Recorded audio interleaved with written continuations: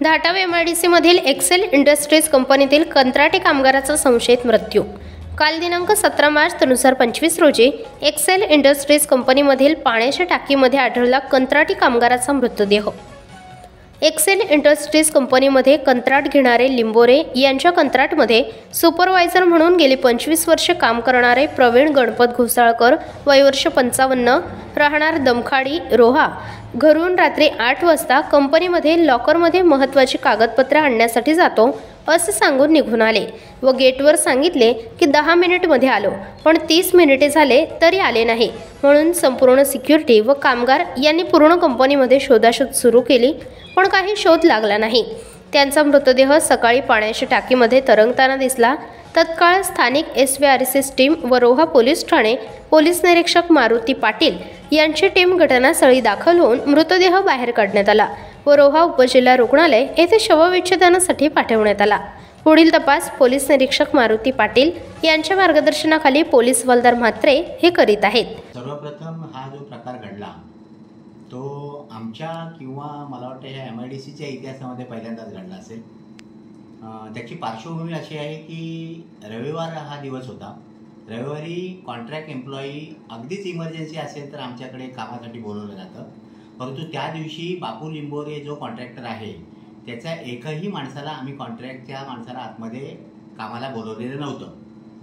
प्रवीण घोसाळकर जो माणूस आहे तो त्या कॉन्ट्रॅक्टमध्ये जवळजवळ 30 वर्ष काम करतोय आणि 30 वर्षाचं जे त्याचे संबंध कंपनीबरोबर किंवा सिक्युरिटी असेल किंवा कामगार असेल त्याच्याबरोबर जे आहे त्या विश्वासाने जेव्हा तो रात्री 9:35 वाजता गेटवर आला आणि 9:35ला गेटवर आल्यानंतर त्यांनी आमचे जे सिक्युरिटी गार्ड होते त्यावेळेला ड्युटीवर त्यांनी सांगितलं की मला मेडिकल इमर्जन्सी आहे, उद्या सकाळी मुंबईला जायचं आहे आणि मुंबईला जाण्यासाठी मला माझे पेपर्स माझ्या ऑफिसमध्ये आहेत, ते मला पेपर्स घ्यायचे आहेत, त्यामुळे मला आज सोडा, 5 मिनिटात मी परत येतो।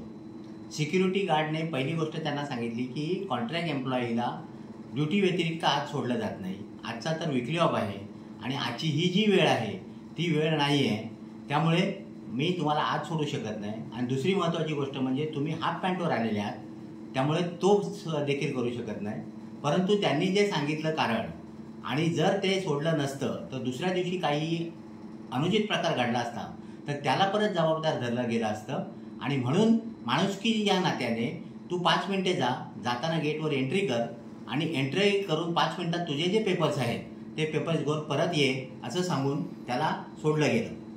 तिथे एकच चूक झाली, तिथे त्यांना एस्कॉर्ट करायला पाहिजे होतं, परंतु त्या वेळेला संडे असल्यामुळे तिथे 2च गार्ड होते उपस्थित, त्यामुळे ते जाऊ शकले नाहीत। त्यांनी त्याच्यावर विश्वास टाकला आणि त्याला 5 मिनिटासाठी आत सोडलं। जाताना त्यांनी 9:35ला आमच्या रजिस्टरवर एंट्री केली, उलट 9:40 ही आउट टाईम पण त्याने टाकलं आणि तो आत गेला। 10 वाजले तरी तो परत येत नव्हता, म्हणून शोधाशोध सुरू झाली।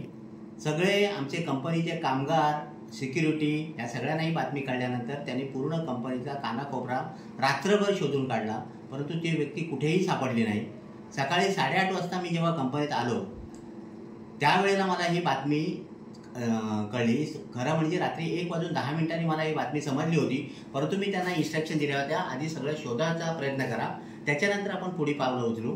त्याप्रमाणे सकाळी 8:30ला मी ड्युटीवर आल्यानंतर तोपर्यंत देखील तो मिसिंग आहे असं कळल्यानंतर शिवजयंती होती, त्यामुळे बंदोबस्ताला पोलीस असतील तरीसुद्धा मी 9 वाजता अधिकारी जे पोलीस आहेत त्यांना पहिला फोन लावला।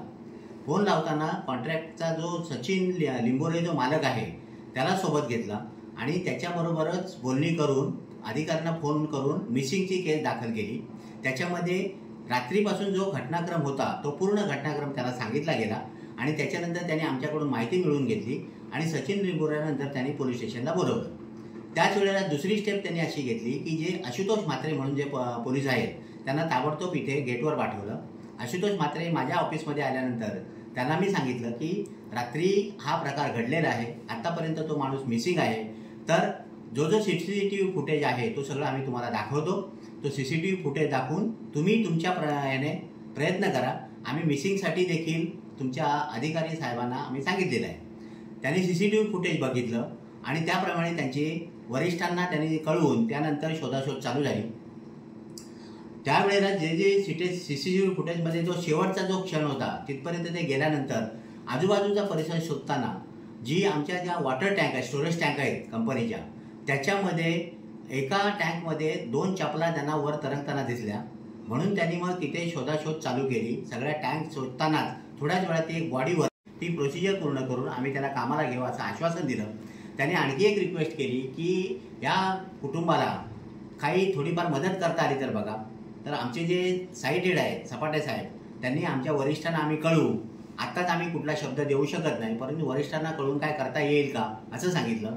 नंतर कॉन्ट्रॅक्टरला बोलवलं. कॉन्ट्रॅक्टरने त्यांना 2 लाख रुपयाची मदत, माझ्या माहितीप्रमाणे 2 लाख रुपयाची मदत आणि जे काही लिगल ड्यूज आहेत ते सगळं देऊ असं कबूल केलं.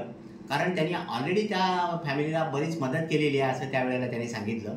आणि जी काही मदत आहे ती सगळी आणि त्या फॉर्मॅलिटीज आम्ही कंप्लीट करून त्यांना कुटुंबाला मदत करण्याचा प्रयत्न करू. त्याच्यानंतर 6:30 पावणे 7 पर्यंत ते मॅटर पूर्ण संपलं. त्यानंतर टँकमधून बॉडी काढण्यात आली.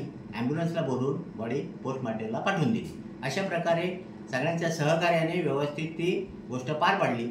एक गोष्ट ह्याच्यात सांगण्यासारखी आहे, आमचा निग्लिजन्स म्हणण्यापेक्षा माणुसकी आम्ही दाखवली आणि त्या माणुसकीमुळे पुऱ्या MIDCला जो काही धडा मिळाला पाहिजे तो मिळाला.